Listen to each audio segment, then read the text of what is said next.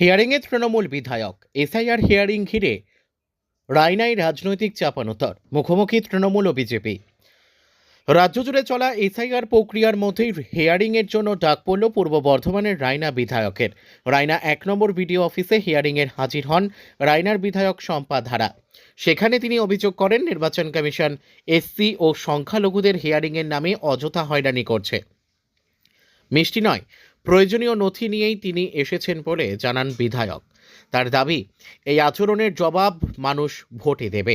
শম্পা ধারা আরও বলেন, রায়নায় কারো নাম ভোটার তালিকা থেকে বাদ গেলে বৃহত্তর আন্দোলনে নামা হবে এবং কোনোভাবেই নাম বাদ দিতে দেওয়া হবে না। তার অভিযোগ, রাজনৈতিক উদ্দেশ্যে নির্বাচন কমিশনকে কাজে লাগানো হচ্ছে। এদিকে এই বক্তব্যের পাল্টা প্রতিক্রিয়ায় রায়নার বিজেপি নেতা সুভাষ পাত্র বলেন, নির্বাচন কমিশন জাতপাত দেখে বিচার করে না। তার দাবি, বিধায়ক আগামী দিনে রায়নায় পরাজিত হবেন বলেই এই ধরনের মন্তব্য করেছেন রায়নার বিধায়ক। এসআইআর হিয়ারিং ঘিরে এই বিতর্কে রায়নায় রাজনীতিতে নতুন করে উত্তেজনা ছড়ালো। আজকে আপনি কোথায় এসেছেন? আজকে আমাকে নির্বাচন কমিশনার আমন্ত্রণ পত্র দিয়েছে। সেই আমন্ত্রণ পত্র সাড়া দিতে আমি ওনাদের সাথে দেখা করতে এসেছিলাম। দুর্ভাগ্যজনক বিষয় হচ্ছে, এসে দেখি শুধু আমাকে না, আমার মতো অনেক মায়েরাই এখানে এসেছে। আজকে এখানে একটা কাউন্টার আছে, পাশে আরো ৩-৪টে কাউন্টারে চলছে। কাজে এখানে দেখতে খুব ভালো লাগছে। 2013 সাল থেকে আমি আমাদের জনপ্রতিনিধি, 2013 সাল থেকে জনপ্রতিনিধি হওয়ার সুবাদে যখন আমাদেরকে নির্বাচন কমিশনারকে যখন আমাদের সমস্ত কিছু ফর্ম জমা দিতে হয়, অর্থাৎ নমিনেশন ফাইল করতে হয়, সমস্ত কিছু ডকুমেন্ট সেখানে কিন্তু আমাদেরকে নথি কিন্তু দিতে হয়। তাহলে তখন সেই ভেরিফিকেশন কে করতে হয়? আমাদেরকে যখন ভেরিফিকেশন করে কে? নির্বাচন কমিশনার করে। নির্বাচন কমিশনার 2013 সাল থেকে একটা পরে তারপরে আমি সহসভাধিপতি ছিলাম, তখন পেপার ভেরিফিকেশন করেছে নির্বাচন কমিশনার করেছে।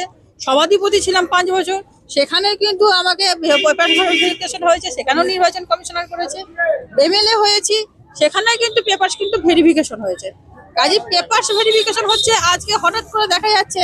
আচ্ছা আপনারা বলুন তো, যে পেপারটা ভেরিফিকেশন হচ্ছে, ভোটাররা ভোট দিচ্ছে, তাহলে ভোটারদের সাথে আমাদের নির্বাচন কমিশনের সম্পর্কটা কি আছে? যখন আমাদের পেপার যখন আমাদের ডাউনলোড হচ্ছে, তাহলে কে করছে? নিশ্চয়ই ভোটাররা কেউ নিজেরা পেপারসগুলো নিজেরা আপনারা এন্ট্রি করছে না, তো এন্ট্রি করছে নির্বাচন কমিশনার করছে। তাহলে মিস্টেক হয় কি করে? তাহলে আজকে আপনারা বলুন, আমরা আজকে পিছিয়ে পড়ে সমাজের মানুষ, অর্থাৎ আমরা হচ্ছে এসসি সমাজের মানুষ, এসসি কাস্টের মানুষ। আজকে দেখুন, আজকে যখন আসে সবসময় আমাদের আছে মহিলারা আছে, আমাদের সংখ্যালঘু মহিলারা আছে। সংখ্যালঘু মহিলারা কি আমাদের নেত্রীকে বেশি ভালোবাসে, আমাদের নেত্রী মমতা বন্দ্যোপাধ্যায়কে বেশি ভালোবাসেন। তার কি না, তিনি আমাদের বাংলার সমস্ত মানুষকে বেশি করে মহিলাদেরকে কিন্তু সুরক্ষিত রাখছে, মহিলাদেরকে কিন্তু বিভিন্ন রকমের উন্নয়ন দিচ্ছে। আজকে সেই মহিলাদেরকে কিন্তু হ্যারাসমেন্ট করা হচ্ছে। আজকে দেখুন, এই যে পুরো লাইনটা যে দেখুন, পুরোটাই মহিলা। আমি একজন মহিলা, এসসি ঘরের মহিলা, মায়েরা সংখ্যালঘু ঘরের মহিলা। আজকে স্পেসিফিক কিন্তু এখানে মহিলাদেরকে কিন্তু এসে ডেকে হ্যারাসমেন্ট করা হচ্ছে। আপনাদের সব থেকে ইয়েটা আছে, 2002 সালে নাম আছে, ওই দাদা বলছে 2002 সালে তার নাম আছে, তবু তাকে ডাকা হচ্ছে। আজকে দেখুন 2002 সালে আমার লিস্টে নাম আছে, আমার বাবার লিস্টে ভোটার লিস্টে 2002 সালের নাম আছে, তারপরে সেখানে আমাকে সই করানো হচ্ছে। কেন করানো হচ্ছে? আজব ব্যাপার এটা। আজকে দেখুন, আমি যে একজন আমাদের ভারতের নাগরিক, তার জন্য আমার প্যান কার্ড আছে, আমি আমার পেপারসগুলো দিচ্ছি, তার আমার আধার কার্ড দিচ্ছি। আমি যে এসসি ঘরের মহিলা, তার জন্য আমার দেখুন কাস্ট সার্টিফিকেট, ভালো করে দেখুন, এটা হচ্ছে আমার কাস্ট সার্টিফিকেট, এবং আমার বাবারও কাস্ট সার্টিফিকেট দেওয়া হয়েছে, এখানে সাবমিট করেছে আমার বাবারও সার্টিফিকেট, কাস্ট সার্টিফিকেট। আমি এখানে দিচ্ছি আমার জন্ম সার্টিফিকেট দিচ্ছি, এই দেখুন আমি দেখাচ্ছি, দেখুন আমার জন্ম সার্টিফিকেট। তারপরে আছে আমার বাবার দিচ্ছি, আমার বাবার যে এখানে আছে আমার বাবার ভোটার কার্ড, এটা দেখুন আমার বাবার ভোটার কার্ড, আমার বাবার প্যান কার্ড, গঙ্গাধর দেখুন আমার বাবার প্যান কার্ড দিচ্ছি, আমার স্কুল সার্টিফিকেট পর্যন্ত দিচ্ছি, আমি যে পড়াশোনা করেছি। এই যে নোটিশটা পড়ে যাচ্ছে, এই যে আমাকে নোটিশটা দিয়েছে, নির্দিষ্ট করে কিন্তু উল্লেখ করা নাই যে কি কারণে আমাকে ডাকা হচ্ছে, কি কারণ। নির্বাচন কমিশনার এমনকি প্রত্যেকটা মহিলাদেরকে কিভাবে হ্যারাসমেন্ট করা যায় সেটা কিন্তু দিচ্ছে, একটা পর একটা আমাদের কিন্তু কিভাবে হ্যাকেল করা যায়, ডেকে এনে কিভাবে অপদস্থ করা যায়। আজকে দেখুন আমি সার্টিফিকেটে দিচ্ছি আমার মাধ্যমিক পাস সার্টিফিকেট, এইটা কিন্তু আমি ধরছি। তাহলে এতগুলো সার্টিফিকেট কম করে আমি 10 থেকে 12টা সার্টিফিকেট আমি দেখালাম, এবং আজকে যদি আমার এতগুলো সার্টিফিকেট থাকা সত্ত্বেও আমাকে বিডিও অফিসে আসতে হচ্ছে, নির্বাচন কমিশনার আমাকে ডেকে পাঠাচ্ছে, তাহলে যাদের নেই তাদের অবস্থা কি হবে? যাদের নেই তাদের কত মানুষ সুসাইড করছে দেখুন তো। তাহলে নির্বাচন কমিশনার বিজেপি যেভাবে উঠে ফেলে লেগেছে, এর আগে দেখুন 21 সালে অনেক কিছু করেছে, অনেক রকম মিথ্যা প্রতিশ্রুতি দিয়েছে, কিন্তু তার সত্ত্বেও বাংলায় কিন্তু তারা আসতে পারেনি। এইবারে ওরা টার্গেট নিয়েছে 2026 সালে, যেহেতু ভোট, মমতা বন্দ্যোপাধ্যায় ভোট, এটাই বলছি। বাংলার মানুষ ভালো করে জানে যে আমাদের নেত্রী মমতা বন্দ্যোপাধ্যায় কিন্তু বাংলার মানুষকে যেভাবে রেখেছে, মমতা বন্দ্যোপাধ্যায় ছাড়া আজকে প্রত্যেকটা মানুষের বুক চিল্লে আপনারা পাবেন মমতা বন্দ্যোপাধ্যায়ের নামটা পাবেন, অন্য কোনো নাম পাবেন না কিন্তু আমাদের সারা বাংলাতে। আজকে তার জন্য স্পেসিফিক শুধু আমাদের মহিলাগুলোকে ডেকে পাঠাচ্ছে। আজকে মায়েরা গুলো দেখুন কি দোষ করেছে তারা, তাদের এখানে দেখা যাচ্ছে যে একবার করে তাদেরকে ডেকেছে, তাদের কোনো সার্টিফিকেট নিয়ে নিয়েছে, সেখানে স্কুল সার্টিফিকেট নিয়েছে, মানে সন্তানের। সব থেকে আশ্চর্যজনক বিষয় হচ্ছে যে আমার সংখ্যালঘু মায়েদের তাদের 6টা সন্তান আছে, তারপরে ডেকে পাঠাচ্ছে। 6টা সন্তান কেন? তাহলে আমি সন্তান জন্ম দিচ্ছি, আমার সন্তানকে আমি মানুষ করছি, আমি খাবো, আমি পড়াবো, তারপরে তারপরে নির্বাচন কমিশনারকে আমাকে প্রমাণ দিতে হবে কেন আমি 6টা সন্তানের জন্ম দিয়েছি। তাই এইটা একটা আশ্চর্যজনক বিষয় না? তাহলে কেমন ভারতবর্ষে আমরা বাস করছি, কেমন প্রধানমন্ত্রী, তাহলে বুঝবো।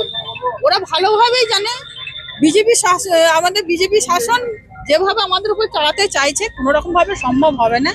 বাংলার মানুষ জানে, বাংলার মানুষ আর একবার বুঝিয়ে দেবে 2026 সালে আসছে, আর বুঝে গেছে বলে প্রত্যেকটা বাংলার মানুষকে এখানে বারে বারে কিন্তু ডেকে পাঠাচ্ছে।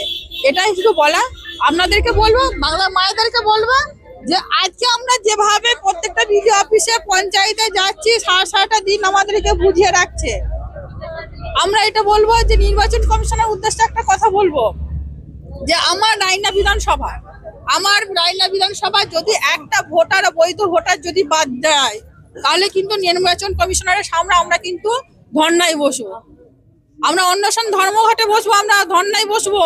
সেখানে দরকার বলে আরো বৃহত্তর আমরা কিন্তু ধর্মঘটে যাব, এটা কিন্তু কথা বলছি, বৃহত্তর ধর্মঘট আমরা কিন্তু ডাক দেবো, সেটা কিন্তু বলছি। তার কারণ বৈধ ভোটার কোনো রকম ভাবে কিন্তু বাদ দেওয়া যাবে না। যাদের প্রত্যেকটা ক্ষেত্রে একবার ছেড়ে দুবার করে আমাদেরকে ডেকে পাঠাচ্ছে, দুবার করে হ্যারাসমেন্ট করা হচ্ছে, 6টা দিন বসিয়ে রাখা হচ্ছে, একটার পর একটা আমাদেরকে এই পেপারটা নাই ও পেপারটা, প্রত্যেকদিন একটার পর একটা নতুন করে গাইডলাইন জারি করছে। আমরা এত শত জানি না, অত শত বুঝি না। আমরা এটা জানি বাংলার মানুষ, ভারতের মানুষ, আমরা ভারতে বসবাস করি। কাজে আমাদের এইটাই হচ্ছে দাবি কি মায়েদের, সেটাই তো যে আমাদের একটাই বৈধ ভোটার যদি বাদ যায়, তাহলে কিন্তু আমরা প্রত্যেকে কিন্তু ধর্নায় বসবো। এসআইআর রায়নার বিধায়ক ডাক পেয়েছে এবং তার দাবি যদি কারো নাম বাদ যায় রায়না বিধানসভায়, তাহলে সে বৃহত্তর আন্দোলন নামবেন এবং বেছে বেছে এসসি এবং সংখ্যালঘু মহিলাদেরকে এবং তাদেরকে হ্যারাসমেন্ট করা হচ্ছে। কি বলবেন? না, প্রথমত হচ্ছে যে উনি আমাদের বিধানসভার এমএলএ, হিয়ারিংয়ে ডাক পেয়েছেন বলে যে আন্দোলনে নামবো বা এসসি বা আমাদের মুসলমান সম্প্রদায়, এসব তো কোনো ব্যাপার নয়। এসআইআরটা আমাদের একটা ভোটার সংশোধন বিচ্ছিন্ন তালিকা হবে এবং সেটা করাচ্ছে আমাদের নির্বাচন কমিশন, না বিজেপির না কোনো রাজনৈতিক দলের। তো আজকে হিয়ারিংটায় বহু মানুষের ডাক পড়ছে, তো এই হিয়ারিংয়ে ডাক পড়া মানেই যে নাম্বার যাবে এটা কারণ নয়। হিয়ারিংটা হচ্ছে আমার যদি কোনো ডকুমেন্টসে কোনো ভুল ত্রুটি থাকে বা আমার ভোটার লিস্টে গত ভোটার লিস্টে যদি কোনো ভুল ত্রুটি থেকে থাকে, সেগুলোকে সংশোধন করে নতুন করে ভোটার লিস্টে নাম তোলার জন্য হিয়ারিংয়ে ডাকা হচ্ছে। আর এটা নিয়ে উনি যদি অযথা বিতর্ক করেন, উনি একাই বলছেন, কই রায়নার তো আর কোনো মানুষ বলছেন না। যাদের হিয়ারিংয়ে ডাক পড়ছে তারা যাচ্ছে ব্লকে, তারা তাদের মতো করে ডকুমেন্ট সাবমিট করে আসছেন, কারো সমস্যা হয়নি। ওনার যদি ব্যক্তিগতভাবে যে সব সময় মনে হয় যে বিজেপি এসব করাচ্ছে, বিজেপির দ্বারা এসব হচ্ছে, তাহলে আপনারাও তো এসআইআর মধ্যে কার্যের মধ্যে যুক্ত আছেন, তো টার্গেটটা আপনারা নিজেদের মধ্যেও করুন। আর দ্বিতীয়তম হচ্ছে আমার মনে হয় উনি কোথাও রায়নায় হেরে যাওয়ার ভয় খাচ্ছেন, কারণ এই হিয়ারিংটা বা এসআইআর একটা ইস্যু সামনে রেখে উনি যে কাজ এই 5 বছরে করেছেন, তাতে করে আমার মনে হচ্ছে কোথাও উনি ওই মেলা খেলা ছাড়া কিছু করেছেন বলে আমার দেখা নাই, চোখে ঠেকে না। আর কোথাও হারের ভয় খাচ্ছেন। আর যদি মনে হয় যে এসসি সম্প্রদায়, কোথায় এসসি সম্প্রদায়? রায়নায় এসসি, আমি তো নিজেও একটা এসসি পরিবারের ছেলে। তো এসসি সম্প্রদায়ের কোথাও রায়নায় বিক্ষোভ হয়েছে, হেয়ারিং করে এসআইআর করে, এটা তো আমাদের চোখে ঠেকেনি। কারণ আমরা আমাদের পার্টির তরফ থেকেও আমাদের যে সমস্ত নেতৃত্বের ডাক পড়ছে, তারা যাচ্ছে হেয়ারিংয়ে, তারা এই হেয়ারিংয়ের কাজ করে আসছে, তারাও তো কোথাও প্রতিবাদ করছে না।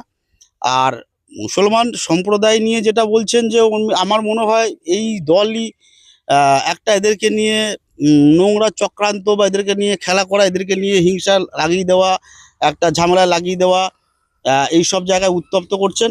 আমি রায়নার মুসলমান ভাইদেরও বলবো যে আপনারা এইসব নেতৃত্বের কথায় প্ররোচিত হয়ে কখনোই পা দেবেন না। এশিয়ার প্রক্রিয়া আমাদের আগামী বাংলার জন্য খুবই প্রয়োজন। তো এখানে সবাই সাথ দিন। যদি কোথাও কোনো নিজেদের সমস্যা হয় সংশোধন ক্ষেত্রে ব্লক অফিসে যান, কোনো নেতৃত্বের প্ররোচনায় পা দেবেন না, গিয়ে নিজেদের মতো করে ওখানে নামগুলো সংশোধন করে আসুন।